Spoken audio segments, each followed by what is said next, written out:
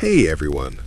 Tonight, we're settling into the quiet hours of a medieval monastery. So dim the lights, get comfortable, and if you fall asleep halfway through a discussion of damp stone corridors and exhausted monks, honestly, that's working exactly as intended. Now, when most people imagine medieval monasteries, they picture something dramatic.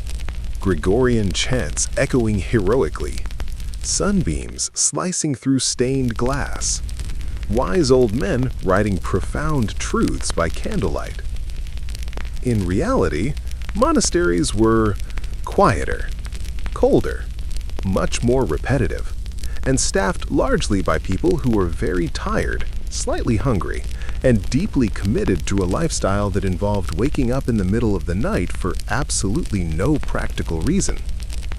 Which, naturally, is where we'll begin. A medieval monastery did not run on inspiration. It ran on bells, endless bells. Bells that rang before dawn, after dawn, before meals, after meals, and during moments when everyone was already exhausted and truly did not need another reminder that time was passing. Our story drifts into one of these monasteries sometime in the late Middle Ages. The exact year doesn't matter much. Life here didn't change quickly. Stone walls have a way of slowing time down. It is still dark, very dark. The kind of dark that feels solid, like it's pressing gently against your eyes. And then, inevitably, the bell. Not a pleasant bell, not a melodic bell. This is a bell designed to wake sleeping men who have sworn vows of obedience.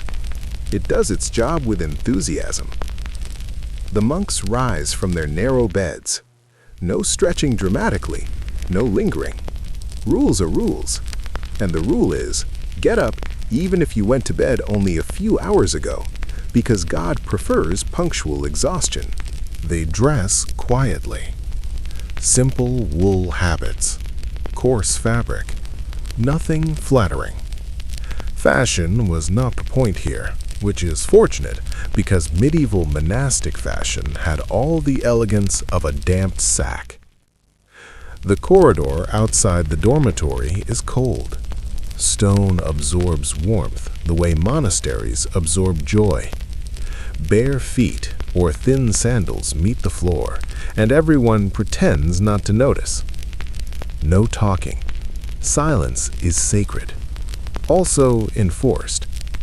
They move together, a slow, sleepy procession toward the church. Candles flicker. Shadows stretch and shrink. Somewhere, someone suppresses a cough and feels mildly guilty about it.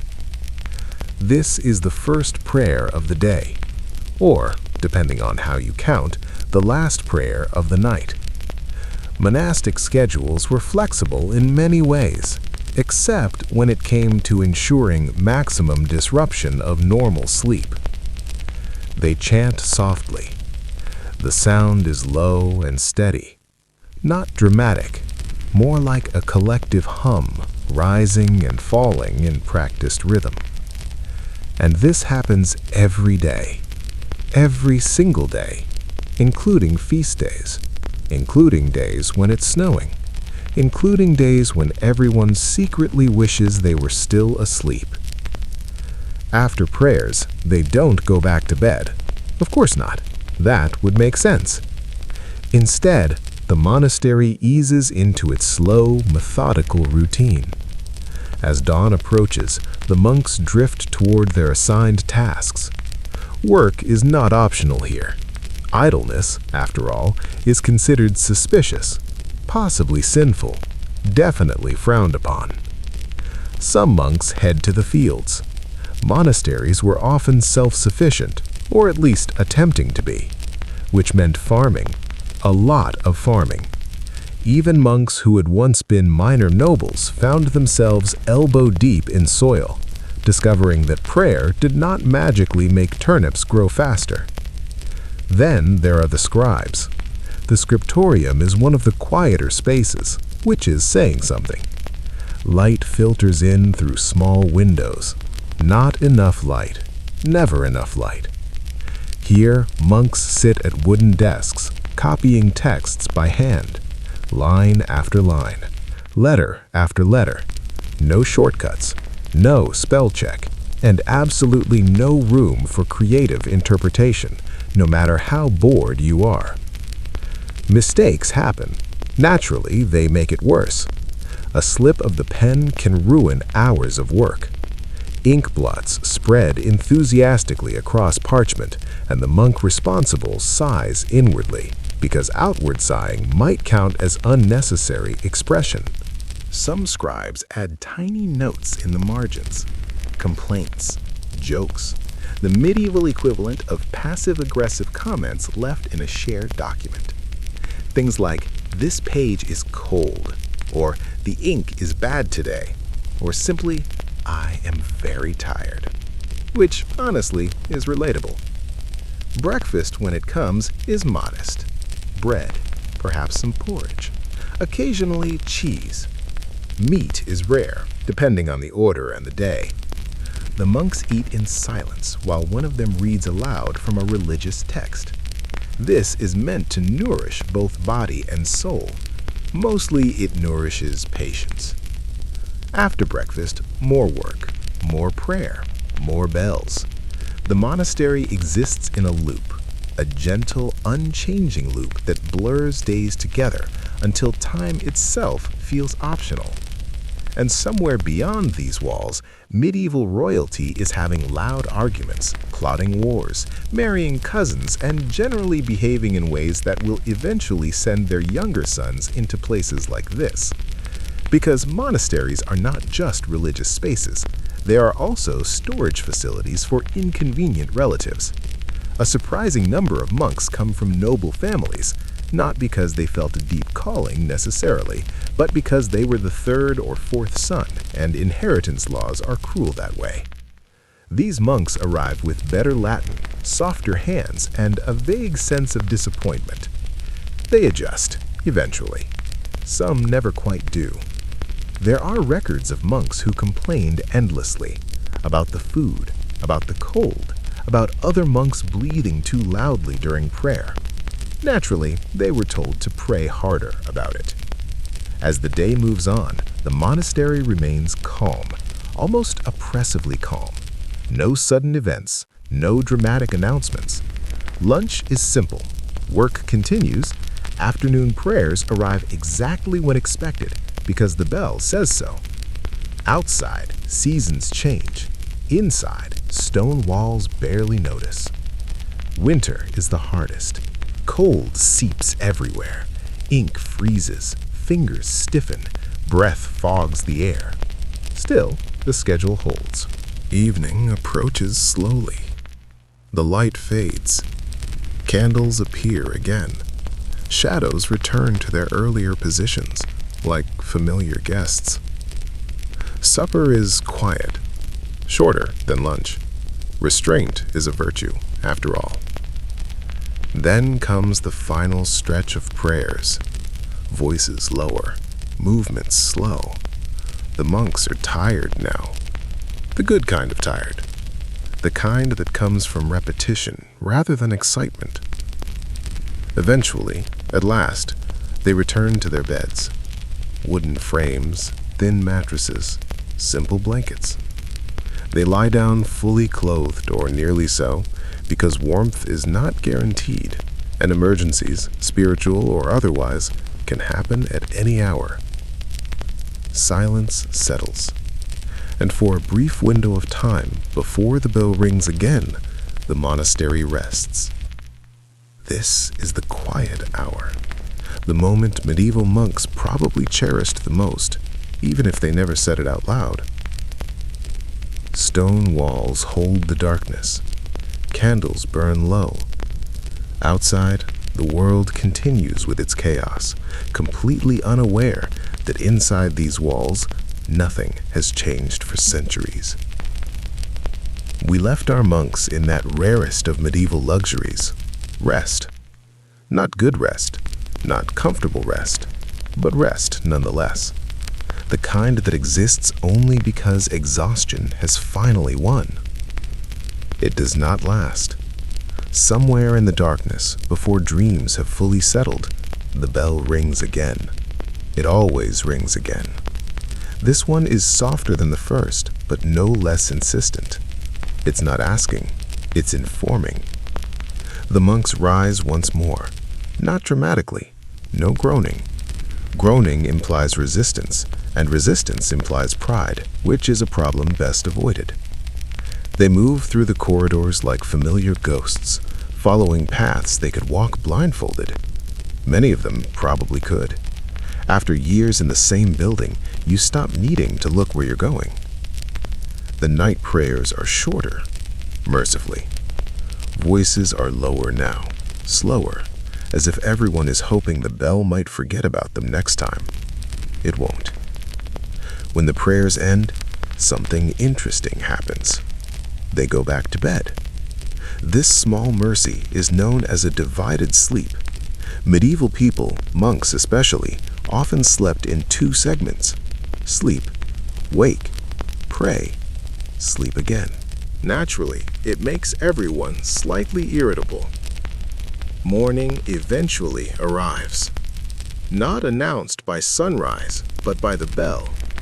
The sun will catch up later. As light seeps through narrow windows, the monastery wakes properly this time. Faces look pale. Beards are untrimmed. Hair is practical rather than stylish. Hygiene exists, but expectations are modest. Cold water does not encourage enthusiasm. The day's rhythm begins again. Work, prayer, work, prayer. One of the quieter tensions in monastic life is hunger. Not starvation, just enough hunger to be distracting. Meals are regulated carefully. Too much food is indulgent. Too little food is spiritually admirable, but physically unpleasant. Bread is everywhere. Brown bread, dense bread, bread that could reasonably be used as a building material. Sometimes there is soup, thin soup, soup that remembers vegetables fondly but hasn't seen one in a while. On special days, there might be fish. This is considered exciting. No one admits that openly. While they eat, a monk reads aloud again. The reader's voice is calm, steady, and chosen partly for its ability to remain soothing even when describing eternal punishment. The monks listen, or appear to. Minds wander. This happens. Confession later will take care of it. After the meal, silence resumes. Silence is one of the most misunderstood aspects of monastic life. It does not mean absolute quiet. It means controlled sound. Footsteps are allowed. Coughs happen. Tools clink. But unnecessary conversation is discouraged, which, naturally, makes everyone extremely aware of every noise they do make. A dropped object feels like a scandal. A sneeze becomes a minor moral event. And yet, humans are humans. Whispers happen. Glances are exchanged. Expressions say what words cannot. Some monasteries develop elaborate systems of hand signals, requests for tools, questions about tasks, occasional mild sarcasm. This is not officially encouraged. It is quietly tolerated. As the day moves forward, the monastery becomes a place of small, repeated actions. Sweeping floors that will need sweeping again tomorrow. Tending gardens that will grow back whether you watch them or not. The gardens are one of the calmer spaces. Orderly rows, medicinal herbs, vegetables grown less for pleasure and more for survival. The monks work the soil patiently. There is no rush. Rushing suggests urgency, and urgency suggests attachment to outcomes, which is not ideal. Weather changes constantly. Rain soaks habits, sun warms stone walls briefly before disappearing again. Inside, life continues unchanged. Occasionally, visitors arrive, pilgrims, messengers, local peasants seeking advice or charity. The monastery becomes momentarily less sealed from the world. Voices echo in guest halls, news drifts in. Wars, plagues, royal marriages that will go badly in a generation or two. The monks listen politely. They offer food, a bed, perhaps a blessing. Then the gates close again, and the world remains outside. Some monks were once part of that world. Former nobles, former scholars, former children sent here because they were inconvenient. They remember castles, noise, warm clothing, choice. These memories fade slowly. Stone walls are very persuasive. Afternoon prayers arrive. The bell announces them with unwavering confidence. Voices rise once more, lower than in the morning, slightly slower. Fatigue settles in the body like a familiar companion. As evening approaches, tasks wind down. Tools are cleaned. Books are closed. Candles are prepared. Supper is smaller than earlier meals. Restraint again. Always restraint. After supper comes a brief window of something close to reflection. Not deep philosophical debate, just quiet awareness. Some monks sit alone. Some walk slowly through cloisters, hands folded into sleeves. The cloister is one of the most peaceful spaces. An open courtyard surrounded by covered walkways, grass in the center, sometimes a fountain. Footsteps echo softly. The sky shifts color overhead.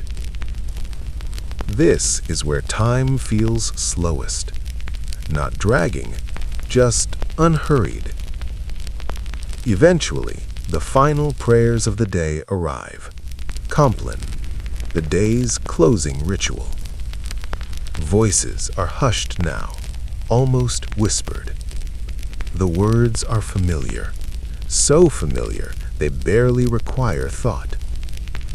When the prayers end, the monastery enters its great silence.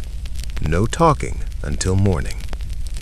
The monks return to their beds once more, bodies heavy, minds quiet. Some fall asleep instantly, others lie awake, listening to the building. Stone creaks as it cools. Wind brushes against shutters. Somewhere, a mouse conducts its own quiet business. Sleep arrives again, slow, unremarkable. And so another day ends. Not with drama, not with triumph or disaster, just with rest. Tomorrow will be the same, and the day after that, and the day after that. For medieval monks, this was not monotony, it was stability. If you've been drifting in and out of sleep, that's perfectly appropriate. The monks would approve. Briefly. Then they would remind you to stay attentive, because of course they would. We left the monastery in its preferred state. Quiet. Predictable. Almost timeless. But even the thickest stone walls cannot keep the world out forever. Sooner or later, someone knocks. Not loudly, that would be rude, and possibly suspicious. Just a firm, patient knocking at the outer gate. The guest master is summoned. Every monastery has one. A monk whose job it is to deal with outsiders, which means he is both essential and slightly unfortunate. The gate opens slowly, always slowly, Speed implies chaos. Outside stands a traveler. Dusty, tired, possibly nervous. Travel in the medieval world is exhausting at best and dangerous at worst. Roads are muddy, inns are unreliable, and strangers are treated with a polite kind of suspicion that can quickly turn into something less polite. The monastery, by contrast, is neutral ground. Mostly. The traveler is welcomed, fed, given a place to sleep. Hospitality is a sacred duty, also a practical one. Turning people away tends to create enemies, and monasteries prefer fewer of those. The guest hall is quieter than an inn, but livelier than the rest of the monastery. Muted conversation, clinking cups, the smell of bread and stew. The monks listen to stories. News from towns and courts and battlefields drifts gently into the air. A war somewhere far away, a harvest that failed, a noble marriage that everyone already suspects will end badly. The monks nod. They have heard similar stories before. When the guest leaves the next morning, the gate closes again. Silence resumes. But not all visitors leave so quickly. Some stay longer, much longer. Young boys arrive occasionally, escorted by family members. They are called oblates. Children offered to the monastery, often by parents who believe this is a noble sacrifice. Sometimes it is. Sometimes it is simply convenient. The boys are quiet at first, overwhelmed by the size of the walls, the seriousness of the adults, the bells.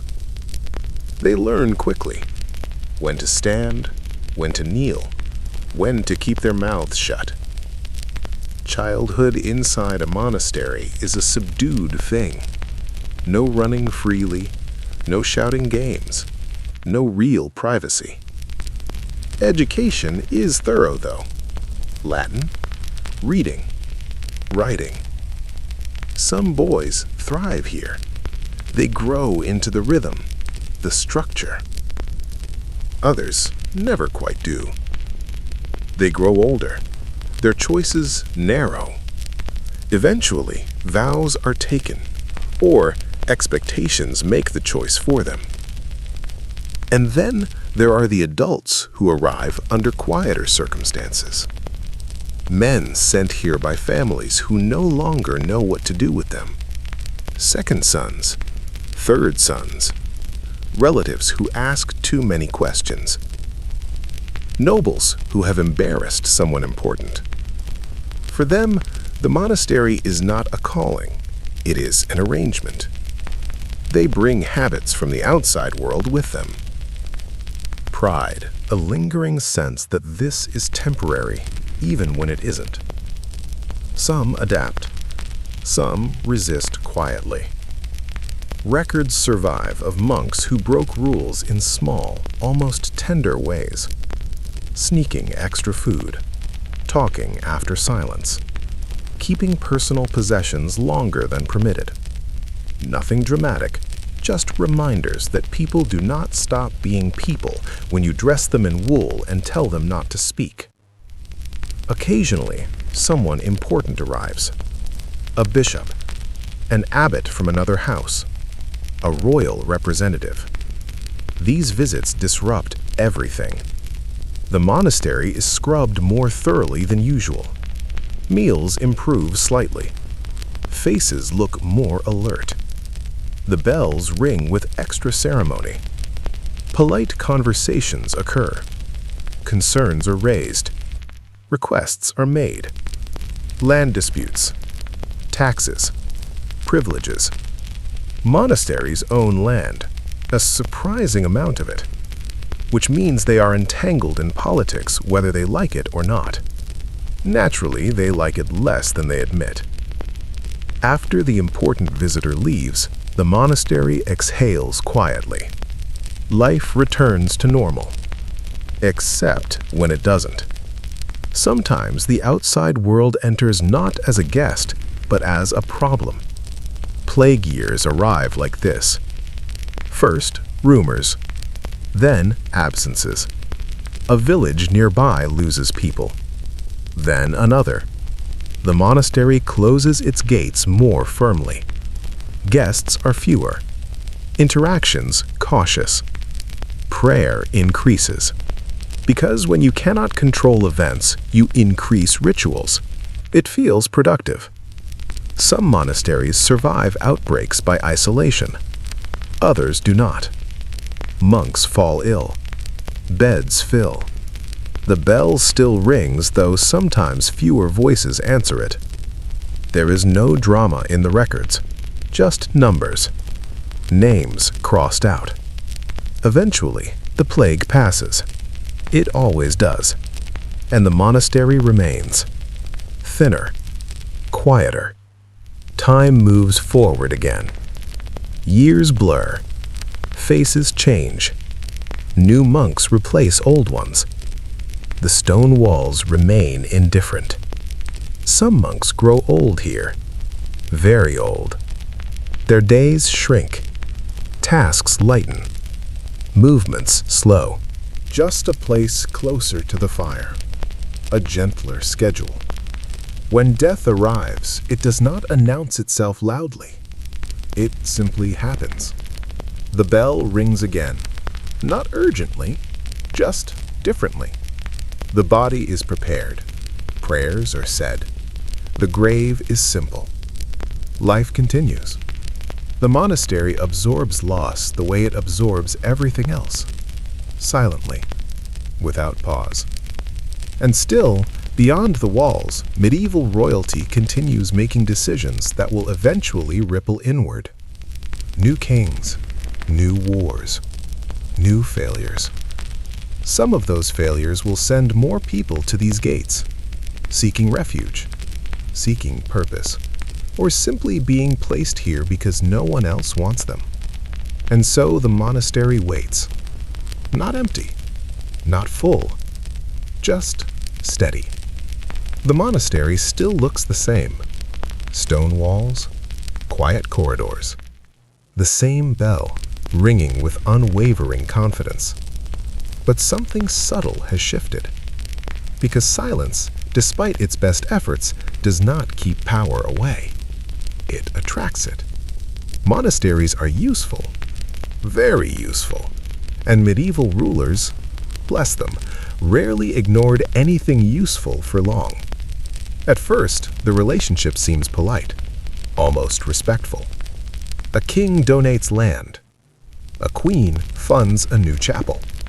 A duke requests prayers for a military campaign that everyone already suspects will go badly. The monastery accepts. Gratefully. Carefully. Donations mean survival. Land means food. Protection means fewer problems. And so names of nobles begin appearing more frequently in the prayers, quietly inserted into the daily rhythm. Pray for His Majesty. Pray for the Queen.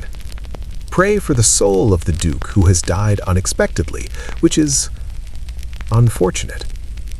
The monks pray. They always do. Over time, the monastery becomes a place where power likes to be seen. Not loudly, subtly. A royal visit is rare, but not unheard of. When it happens, everything changes for a few days. The bell schedule remains, of course, but everything else adjusts. Floors are scrubbed until they almost look cheerful. Food improves noticeably. The guest hall fills with people who do not know how to be quiet. The royal visitor arrives with an entourage, clothing far finer than anything the monks own, voices louder, laughter less restrained. The monks bow, politely, carefully.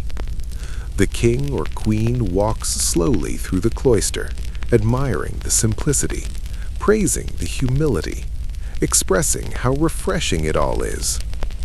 They will leave before nightfall, naturally.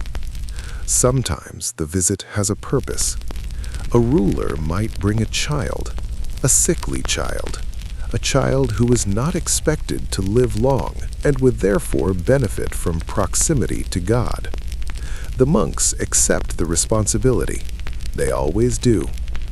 Sometimes the purpose is less gentle. A noble relative arrives under supervision, not exactly a prisoner, not exactly free. The monastery provides a respectable solution to awkward problems. No scandal, no execution, just silence. These individuals are treated politely, firmly. They follow the schedule. They wear the habit. Some take to the life. Others never stop resenting it. There are records of former nobles complaining about the food, about the lack of servants, about being expected to work with their hands. Naturally, this makes them unpopular. Power, however, doesn't always arrive wearing a crown. Sometimes it comes in the form of paperwork, charters, privileges, exemptions. A monastery might receive the right to collect tolls, or exemption from certain taxes, or permission to hold markets. These things sound dull. They are not.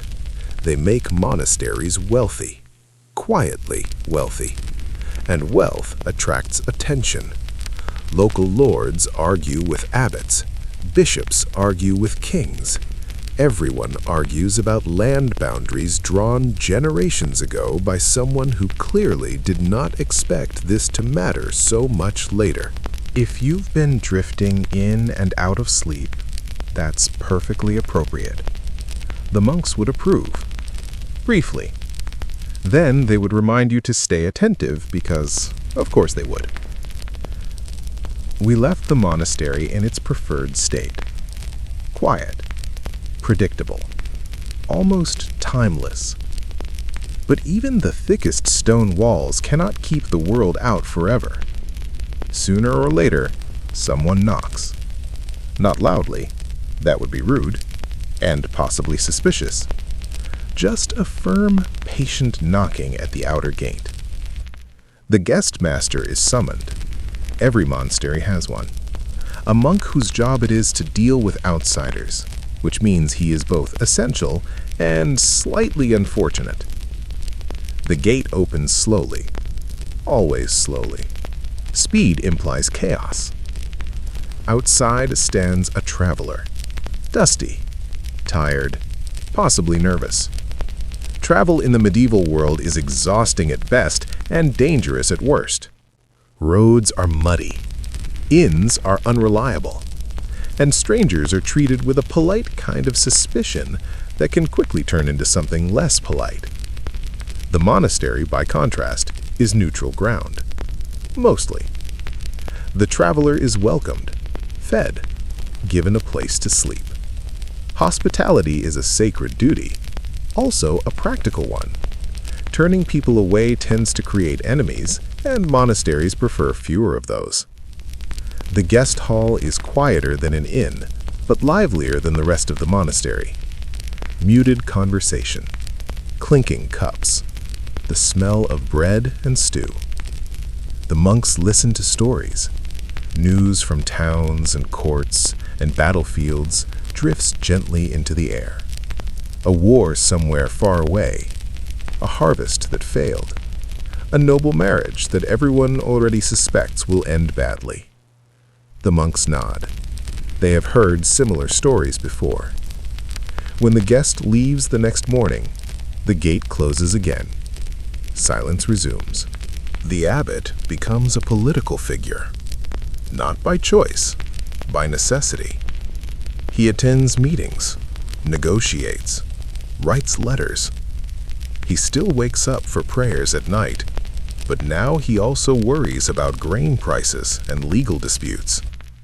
The monks notice. They say nothing.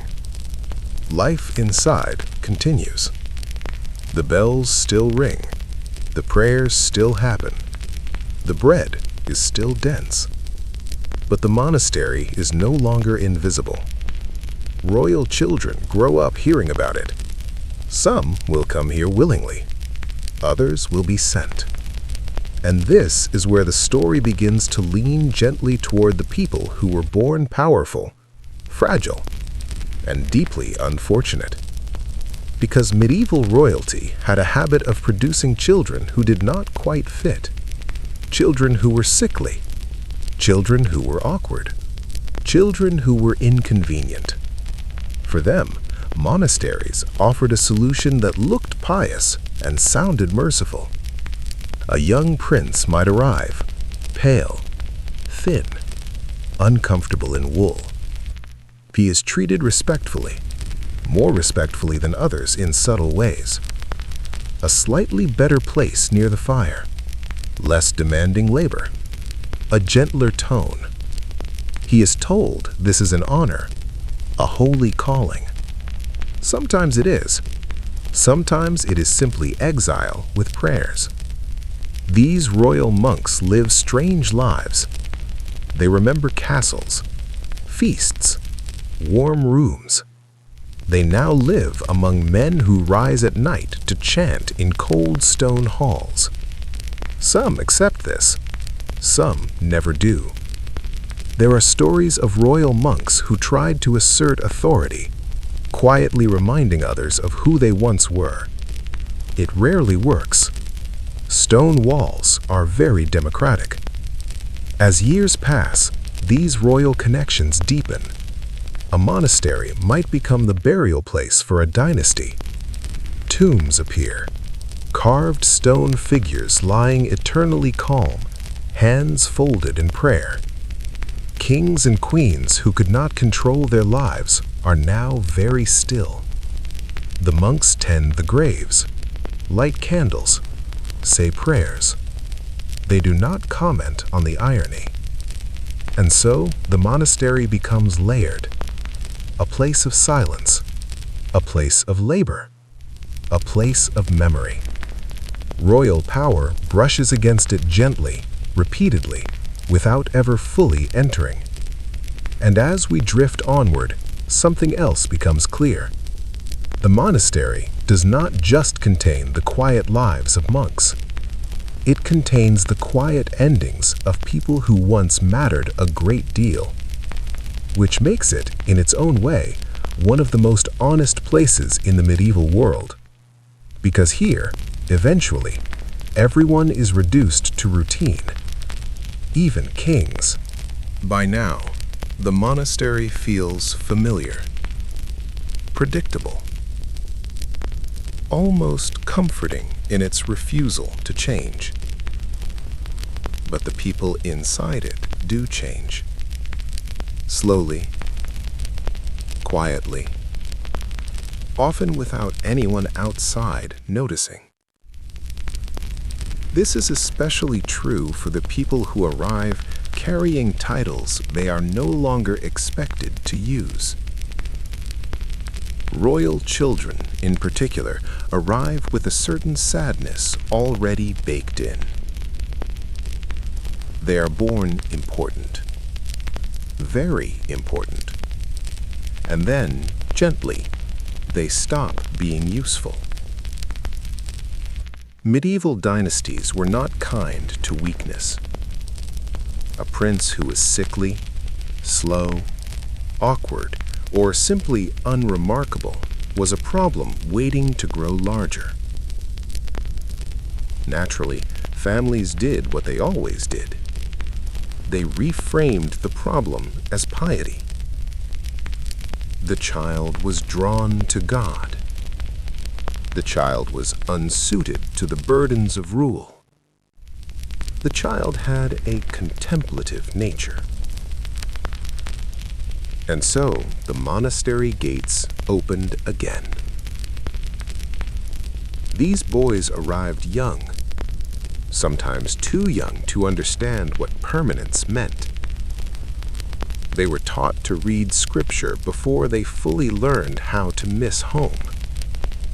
They learned discipline before desire, routine before ambition.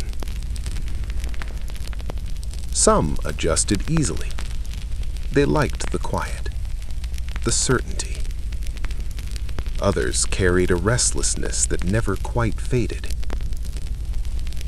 The monastery did not care either way. Royal blood did not make the bells ring differently. Prayer schedules did not soften for disappointment. But small accommodations happened anyway. Human nature has a way of leaking through rules. A former prince might be spared the heaviest labor, given more time in the library, allowed to write letters longer than strictly necessary. No one talked about this. It simply happened. Over time, these men grew into a particular kind of adult. Educated, disciplined, and quietly irrelevant. They watched younger brothers inherit crowns, watched sisters married off to distant courts, watched dynasties continue without them. Letters arrived less often. Eventually, not at all. The monastery became the entirety of their world. Some leaned into devotion. Prayer became sincere. Faith deepened. Others remained polite participants, present, correct, but inwardly detached. There are hints of this in records, not emotional confessions, just patterns. Requests to travel, requests to visit relatives, requests politely denied. And still, life continued. The bells rang, meals were eaten, seasons passed. Outside, kingdoms rose and fell. Inside, the same men sat in the same places. Occasionally, news arrived of a death. A king, a queen, a brother. The royal monk listened quietly. He nodded. He prayed. Then he returned to copying texts or tending herbs. This was not tragedy in the dramatic sense. It was something softer, longer, a narrowing. Not all fragile royals arrived young. Some came after failures. A prince who led troops poorly, a noble who offended the wrong person, a relative who became inconveniently visible. The monastery offered a solution that avoided bloodshed or scandal, or both. These arrivals were older, more bitter. They struggled more. They remembered comfort too clearly, authority too vividly. They obeyed, but not happily. Some became difficult monks, petty, critical, quietly resentful. They corrected others excessively, quoted rules selectively, and found small ways to assert control. The monastery endured them. It always does. Over time, even resentment dulls. The days flatten. Anger requires energy. Eventually, these men settled into the same tired rhythm as everyone else. Old age came, slowly, relentlessly. Bodies weakened, hands shook, eyes dimmed. The former prince became simply another old monk. Someone younger brought him food. Someone helped him walk to prayers. His past mattered less and less. When he died, the burial was simple. A name, a date, a prayer. No crown, no heraldry, just stone. The monastery absorbed him completely. And then there were the ones who never quite failed, but never quite succeeded. Royal women, too, found their way here. Convents and monasteries welcomed daughters who were politically inconvenient overly educated, or insufficiently useful in marriage negotiations. They lived parallel lives, similar routines, different spaces. Their stories echo quietly alongside these walls. Some were deeply devout, some were deeply bored. All were constrained. Records of their lives are even thinner. A few letters, a few account entries. Silence preserves very little detail. And yet, collectively, these lives form a pattern. The monastery is not just a place of prayer, it is a repository for unrealized futures. Lives that might have ruled, might have mattered publicly, might have changed history. Instead, they rang bells, copied texts, aged quietly. This is not meant to be tragic, it is simply accurate. Medieval society valued order over fulfillment, stability over happiness, and monasteries were very stable places.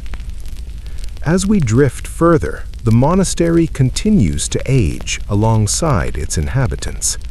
Stone cracks slightly, roofs are repaired, generations pass. And soon, we begin to notice something else.